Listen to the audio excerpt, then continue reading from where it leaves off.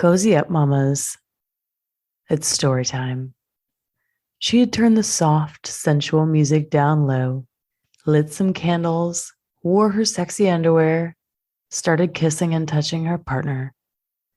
About 30 seconds in, realized she's feeling a bit tired, thinking maybe she'd rather sleep than make love, wondering how long it'd be before she could pass out for the day.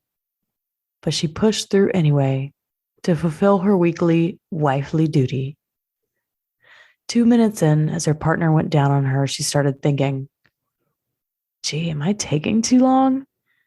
5 minutes in, the thought crosses her mind. I forgot the flower. I need to add that to the shopping list. 7 minutes in, she's feeling some pleasure. She's connecting. She's getting into it. And right when she's about to have the big O, the thought crosses her mind. Why do my breasts look like that? Gosh, I wish they weren't so saggy. Meanwhile, completely losing touch with the pleasure she was previously experiencing, while her partner pleasantly finishes. Does any part of this lovemaking journey sound familiar to you?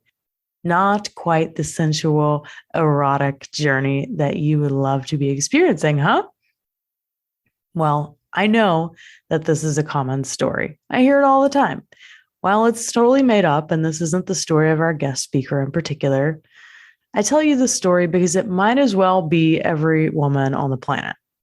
Being stuck in your head is the number one complaint I hear amongst you. Being in your head, you know what? It's great for achieving and accomplishing all the things in life, but it's also the exact conditioning that keeps you from experiencing epic sex and orgasms. Today, I brought on Michelle, a sensually embodied woman graduate, to share her story of how she went from being perpetually in her head to becoming a multiorgasmic mama. In this episode, you're going to learn how the Sensually Embodied Woman program helped her spice things up after being married for 14 years, how learning to feel her feelings helped her become multiorgasmic, the one practice that helped her get past overwhelm, stress, and perfectionism and helped her to get into her body instead, and how she's finally receiving the type of turn on she's always wanted but didn't know how to express before the program. Enjoy, Hot Mama, and if you feel the call and you want to be our next success story, head to the link in show notes to apply for the Sensually Embodied Woman program yourself. See you there. Bye. This is the Multiorgasmic Mama, the podcast for high-achieving moms to have sex worth putting the energy in for. I'm Tilly Storm, a holistic sex and intimacy coach, and it's my mission to help you want sex again, to have better orgasms, and to feel confident and sexy so you experience more pleasure in the bedroom and beyond. Welcome back to the Multiorgasmic Mama podcast, lovelies. Today we have Michelle, who is a Sensually Embodied Woman Graduate, here to share her experience with you. Hi, Michelle. How are you doing? I'm great. Thanks for having me.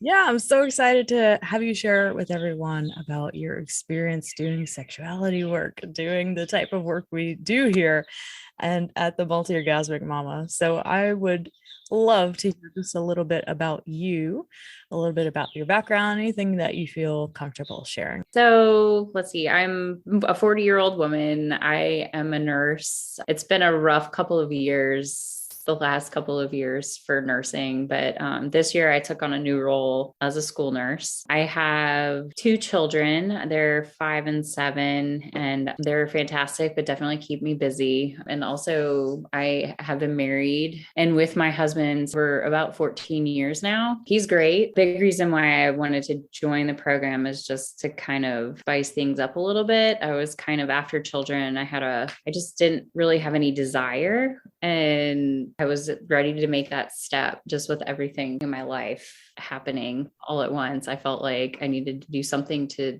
make it better and make changes. Yes, as many moms with small children, it's hard to keep up and to stay connected to yourself during that time, for sure. I'm wondering, what were the main things that really drew you to the program? Like, when you found out about this, what was it that made you think, I need to do this? Yeah, So it was a random moms group I found, and one of the postings happened to be about lack of desire, especially after having babies. And everything she had written in the post, I was like, yes, that's me. Like, I just felt like I wanted to, but I didn't have any desire to. Like, once I was in it and doing it, sex was great, but I just had no urge to do it. And I was fine without having it. And I knew that wasn't where I wanted to be in life. Right. And then somebody on the comments, I was just kind of curious what other women were saying. And somebody had posted your name and said, she's amazing, check her out. So I did. I was like, oh, who's this Tilly Storm person? And then from there, I listened to your podcast on and off through, I think I had found out about you a year or so before I even went to book the call. So I would kind of went through your podcast lists, and anything that I found interesting, I just kind of listened to, and everything, especially your graduates from I identified with so many things that they were saying. And then the emails that you had sent out really made me finally book the call, was missing out on those small moments, especially with your kids, because all of that really does tie in together. It's not just sex, it's all the little moments in life that I'm missing out on pleasure. And I have a really great life, but I just knew that I could enjoy it more, but I didn't know how. And after hearing a few of your graduates and some of the topics that you've talked about, I identified with it so much. And I was like, I want to do more with my life and enjoy it and really feel those pleasures. Yeah. Oh, beautiful. Okay. Well, I remember you also just sharing in the beginning about the anxiety and overwhelm that you often felt, especially being a school nurse at the time, and all of those feelings of just like, what do I do with all of this? Tell me a little bit about. Yeah, I think I joined back in January, and that was probably the most stressed out I have been in a long time, if not ever, all at once. And there was a lot going on. I feel like I've been overwhelmed and anxious pretty much my entire life, but I didn't realize what was making me feel that way. Like, I knew I just was, and I kind of accepted that I was. And then COVID this year was horrible, learning how to navigate, and as the nurse, and having to like talk to all the families. And I was just taking on so much more than I normally did. And I just didn't know how to work with it. I didn't know where to put it. I just was losing my mind. I was crying almost daily. I knew I couldn't continue like that.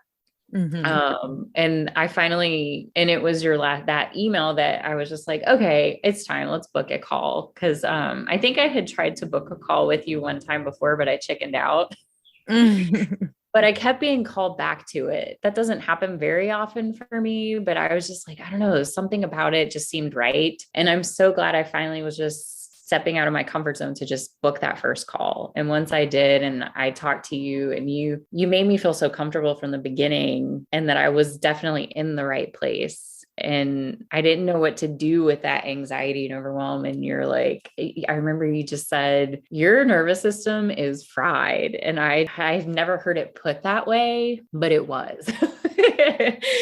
And you were like, I can help you work with that. And I was just like, okay, let's do it. Because I don't know what I'm doing right now. And obviously what I'm doing is not working. Yeah. Yeah. Well, when you think about that feeling of chickening out, like, because several people do that, by the way, you're not the only person, but when you had that initial fear, or of like joining or even doing the call, because maybe you might, how did you overcome that fear? And what was it that you were really scared about? I think I was afraid to just admit the truth of what I was feeling. And I was scared to, I guess, like discover where it was coming from. I think deep down, I knew where it was all coming from, but I wasn't 100% sure. And I just didn't want to admit that I was not okay. Yeah. Yeah. And look how the tables have turned, right? Because yes, you listen to this podcast hearing other women go through this program, and here you are on the other side of it, and you having heard their stories helped you to have the courage to do it, right? Exactly. That's what it was. Right. Yeah. It was hearing women who were just like me. Yeah. Which was helpful. Right. None of you are alone. I promise you. Yeah. And sometimes just acknowledging that and admitting that, yeah, this is where I'm at. This is what's happening for me, and being real about something sometimes for the first time in your life. Yeah. And you're admitting that you're not perfect, that you aren't this picture of perfection and, Pinterest mom or whatever it is, that we all struggle in one way or another. Yes, that's exactly it. It's just, I put so much pressure on myself in so many areas of my life. For what though? I mean, I feel like I stress myself out more by doing that than I actually really stop and smell the roses and just be in the moment. And that's what I think that's what I joined the most about, is to learn how to be in the moment. And that's what I got the most out of it, is learning how to do that. Beautiful. Okay. Well, tell me about that. What were your big wins? What were your big celebrations, and how did you get there? I think the biggest win was just learning how to identify where a lot of my anxiety and overwhelm were coming from, and really learning that it's all within me, and it's me who can help find that and understand it. And for a lot of me, it's my inner child needed a lot of work and love and respect to learn how to be okay with not having to fulfill all of the goals and the demands that I put on myself or feel like I have to put on myself. Like just self-realization and compassion. I didn't have a lot of that before. I remember a lot of that. Just having compassion for the parts and pieces that got raised with certain stories about, how you only get pleasure or give yourself pleasure when everything's been done already and all the check boxes have been checked. There's so many stories around that. And I love having watched you gone through that process of just being able to connect with the part of you that believed those stories real deeply. I was like, no, but wait, this is true.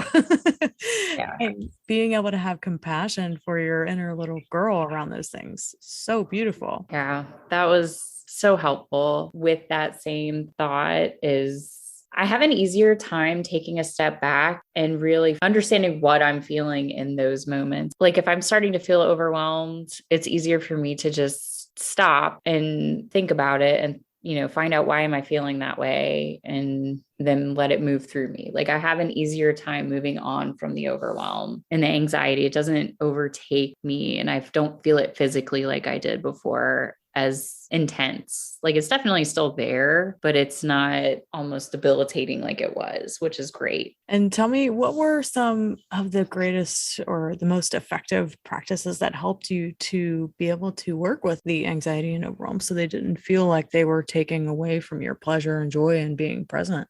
Honestly, the morning practices have been such a big help, where the nervous system release. In the beginning, I didn't know what I was doing, but as I kept doing it, and I'm still doing it, that's been the biggest help of just stopping and feeling, what am I feeling presently, currently now? And then, okay, let's move it through. Let's move on from this. And then taking a moment to tap into my daily pleasure. Those practices were fantastic. God, there were so many that I really liked with the meditations. The more grounding ones were helpful for me as well. I remember there was one day I had one of the most stressful phone calls I've ever had. And being more empathic, I took on a lot of the stress that the person I was talking to, and I had never felt it through my whole entire body like I did that day. I just felt this weird tingling all over it. I'm like, I didn't know what to do with it.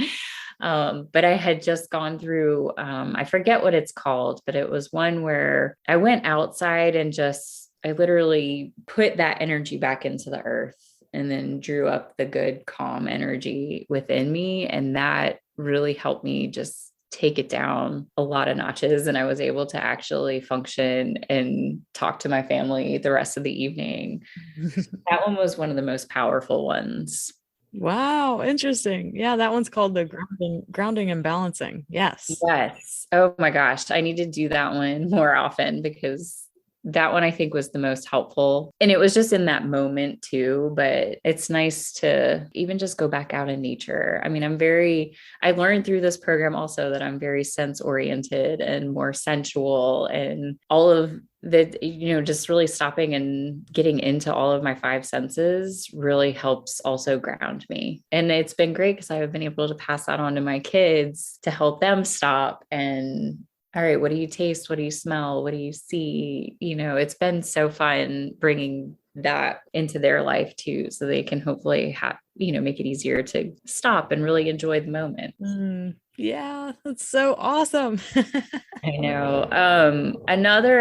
Back to the moments, the getting out of my head part, I forgot that was my other really huge win. Yes.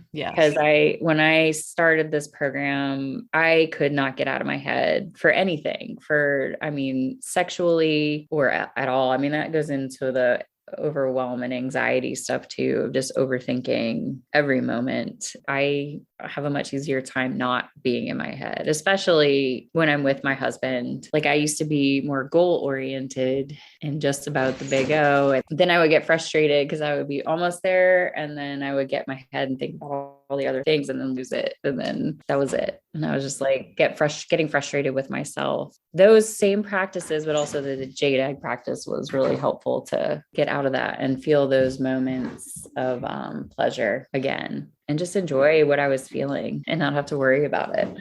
Right. Oh, so awesome. I know. I love hearing how you were able to get in your body finally, because your body didn't feel like this constant source of anxiety or stress again. But it took all that clearing and cleansing and learning how to work with the stress and anxiety it's in the overwhelm itself before you could really feel safe to be in your body and get out of your head. Like, when I originally joined, I thought I was expecting these big, huge changes and transformations at the end. Like in full orgasmic bliss. But I think that my inner self wasn't quite ready for all of that. I needed to learn how to work with my inner self before I could really work on those next steps of identifying who I am and what I'm feeling, and learn how to just enjoy the small pleasures, the big pleasures. I can now work more toward being more connected with my pleasure, because I think I had so many blocks for so long that I didn't really know what to expect, to be honest. And then I remember at one of our last calls, you pointed out that, it's not always the big thing at the end, but you reminded me, like, look how far you've come just from when we started. It's learning about me. I mean, it's learning who I am and what I like, and opening up those blocks that I did have. I realized that I did make big progress, just not in the outwardly way that I was expecting. I think it was a lot more internal than I was expecting. Right. Yeah. I think that's a very common expectation in sexuality work, is that you can just go in and do the things and have all the orgasms you want. Right. Right. But I think people don't really understand all the inner work that gets to go on to release the blocks in order for that to happen. Yeah. And I think what you're saying is such a great way to put it, that if you want all of the amazing bliss and ecstasy and orgasms in the world, then you do get to go in and clear the blocks and obstacles in a way, and learn how to work with the overwhelm, the anxiety, the stress, the depression, the whatever it is for you, because those things absolutely are in the way of your pleasure. Yeah. You don't get to have anxiety and be in pleasure. Like, they can't coexist. I know. And, it's so funny because I had no idea how much all of this was connected. I came in for one reason and realized that I'm healing my whole self. I didn't expect that. I thought I was just going to learn how to have better orgasms. And I ended up healing so much of myself and learning how to continue to heal inside. Well, I'm curious, what were some of the results sexually between you and your partner? Because I know you definitely did have. Oh yeah, definitely. One of the practices, learning about your blueprint, your sexual blueprint, was probably one of the most fun things that we did together because I learned more that I'm a sensual, and I learned that he was also more sensual as well, which made more sense. He has a different secondary blueprint. I think he's sexual for his secondary, but that was really fun. So it's like learning what we both actually like. And, we've been together forever. You think we would know that, but it was really fun exploring that. And then I definitely had a few multi-orgasms, which I was not anticipating at all. And that was fantastic. So I know I opened up more blocks for pleasure and enjoyed that a lot. We have an easier time connecting. And I feel like he now has more, I don't want to say patience, but maybe more understanding because he knows what I need. And I am learning, I'm not great at it yet, but I'm still learning how to voice that. Like example, the other night, I wasn't really into it, but I wanted to be. And I'm like, you know what? I just need a massage. Let's start with a massage. And then it ended up being a really wonderful night.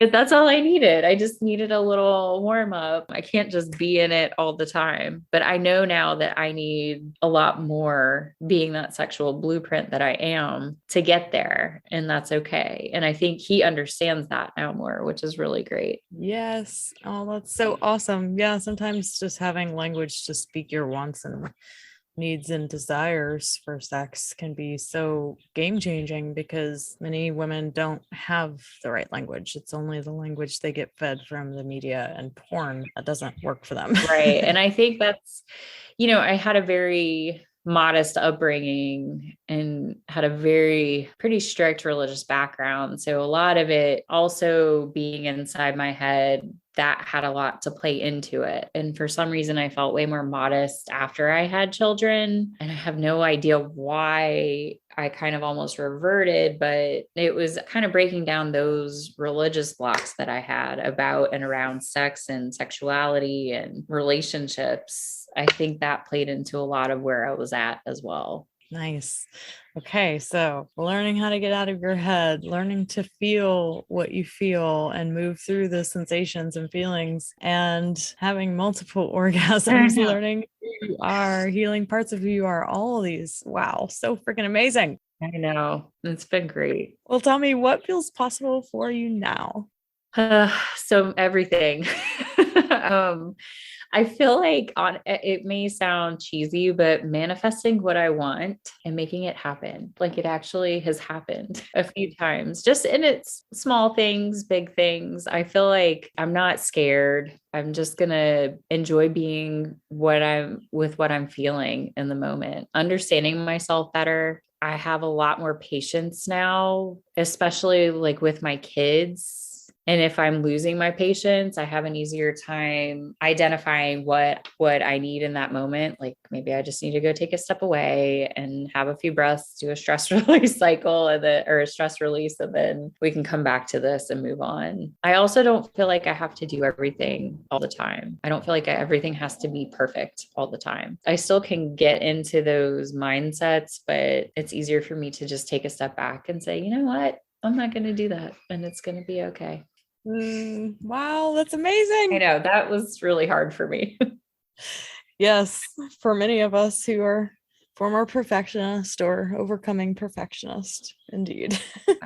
I feel like I also have an easier time connecting with people and not holding on to those heavy feelings. Like before, I didn't know what to do with those feelings once I felt them. But now I feel like I can hear them, but I have an easier time moving on from those feelings, like work with it in the moment. And then I don't have to hold on to other people's stresses as long as I was before.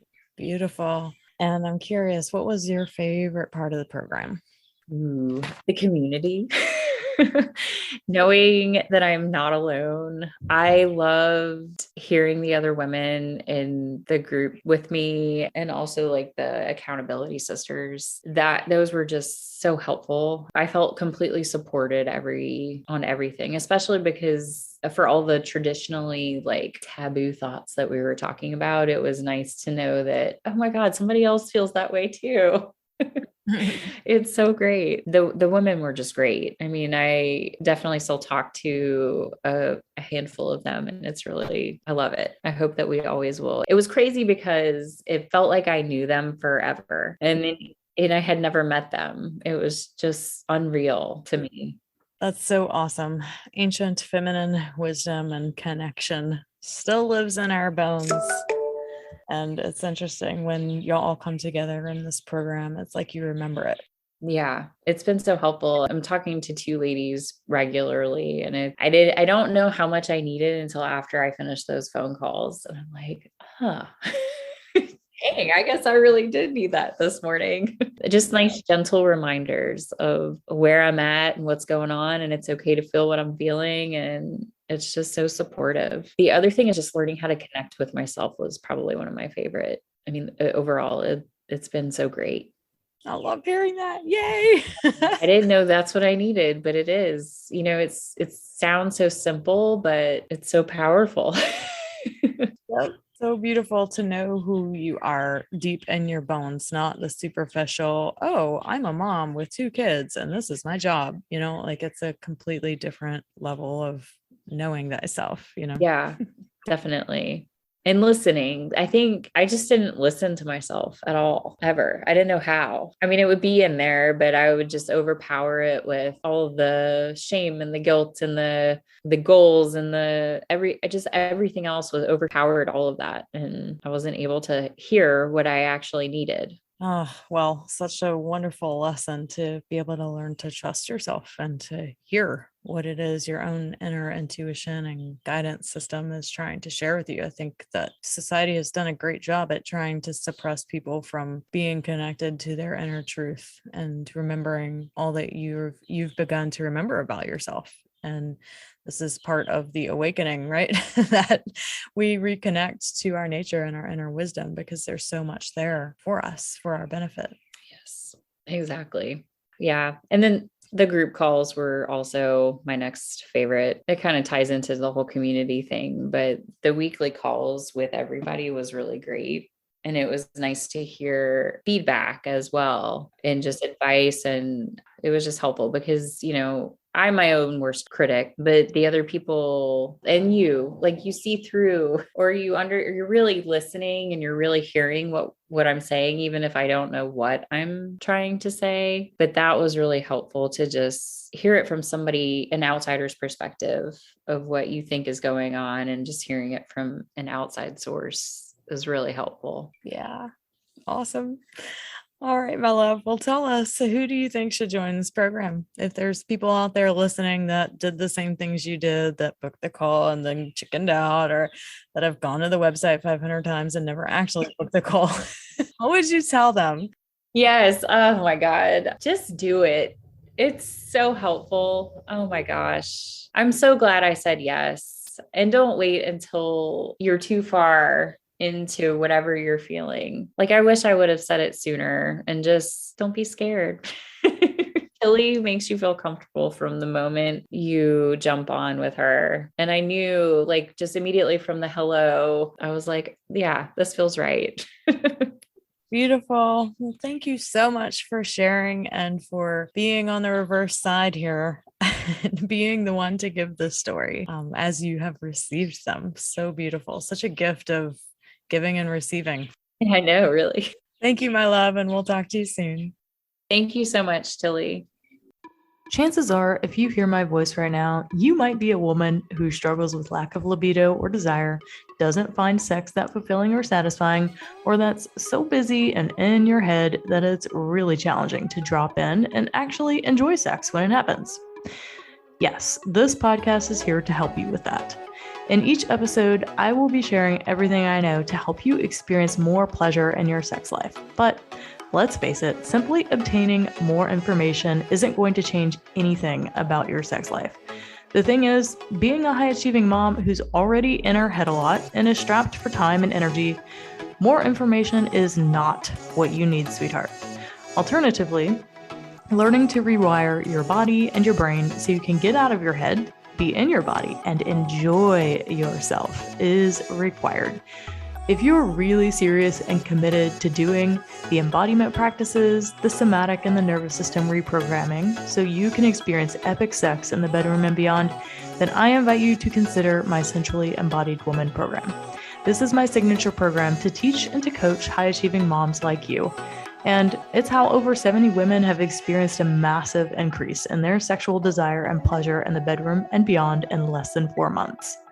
Through the program, you'll get deep, intimate coaching from me for 16 weeks, where I'll be able to personally guide you through your specific sex life and relationship struggles. And you'll also instantly join a sisterhood of other high-level women going through the same things to support you on the journey. On top of that, in addition to all of the coaching, the community, the accountability, the teachings, and the audio-guided embodiment practices and meditations, when you join the Sensually Embodied Woman program, you'll get lifetime access to our member library with new bonus content that we're continually adding in. And by the way, the program does help you to become a multi-orgasmic mama too. So yes, you can rely on just the information I share with you here. And yes, you may get the pleasure education you never got growing up. You may grow the ovaries enough to break the ice with your partner and have a meaningful conversation about your sex life. Or you could take the shortcut and get the support you're going to need right off the bat. So if you're ready to commit to doing what it takes to have epic sex and pleasure in the next 4 months, then click the link in the show notes and fill out an application for the Sensually Embodied Woman program. And you'll be on your way to joining my magical world of multi-orgasmic motherhood and fast-tracking your journey to a thriving sex life and relationship today. Once again, hit the link in the show notes to apply for the Sensually Embodied Woman, and I'll see you there in the program.